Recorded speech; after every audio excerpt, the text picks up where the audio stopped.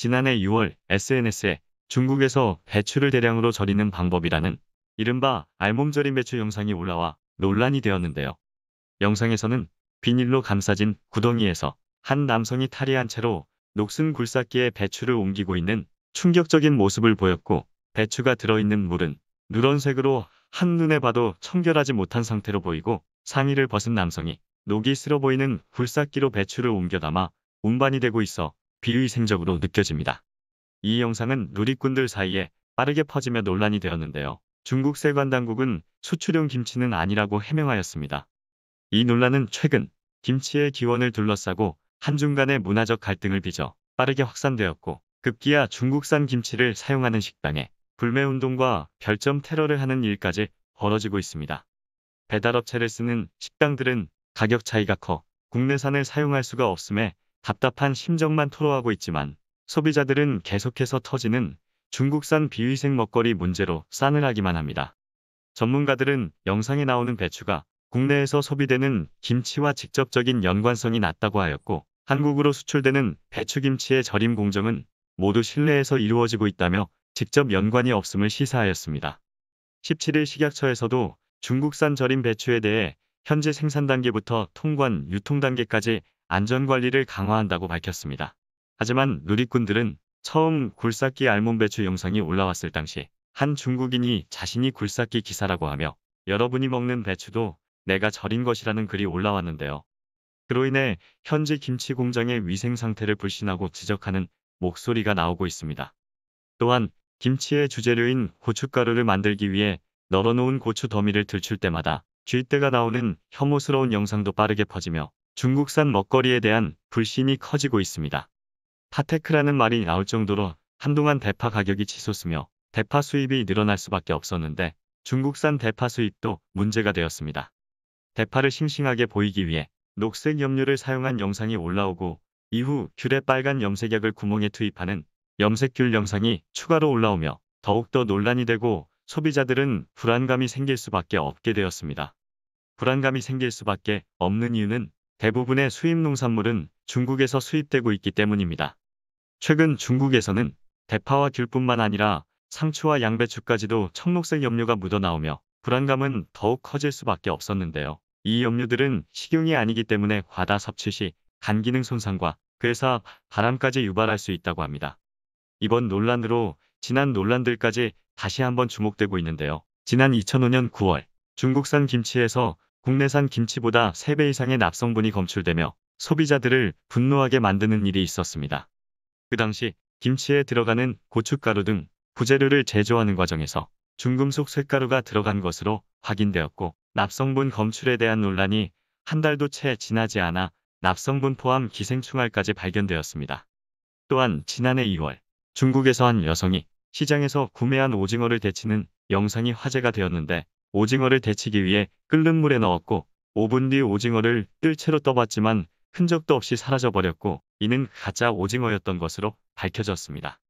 또 지난해 5월에는 영양 성분이 거의 없고 고체 음료를 분유로 둔갑시킨 가짜 분유를 판매해 논란이 되었고, 이로 인해 가짜 분유를 먹은 아이들은 두개골이 과도하게 커지는 심각한 부작용을 겪으며 중국 포비아가 확산된 바 있습니다.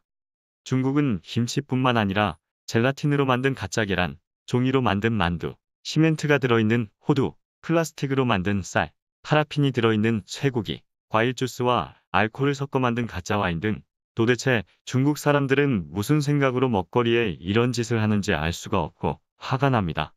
중국에 대한 반감과 더불어 중국 포비아가 갈수록 커지는 가운데, 최근 방영된 드라마 조선구마사는 22일 첫 방송 이후 시청자들을 더욱 분노하게 만들었는데요. 방송에서 충녕대군이 조선을 구하기 위해 구마 전문 신부를 데리러 길을 떠나는 장면에서 선교사가 충녕대군에게 반말을 쓰며 술대접을 요구하고, 중국 기방도 아닌 조선 기방에서 중국 음식인 월병, 만두, 피단이 나오는 중국식 식사가 차려져 있는 것과 중국식 소품으로 도배된 방 등 현 시점에서 눈살을 찌푸리게 하는 무리한 설정들로 인해 누리꾼들은 조선 구마사가 아닌 중국 구마사가 아니냐며 민감한 반응이 나오고 있습니다. 제작진들이 지금 이 시기를 미리 알고 촬영을 하여 방송을 내보낸 것은 아니겠지만, 이러한 시국에 국민 정서를 고려하지 않고 방송이 되는 것은 선을 넘는 제작진의 중국 사랑이 아니겠냐라는 반응을 보이고 있습니다.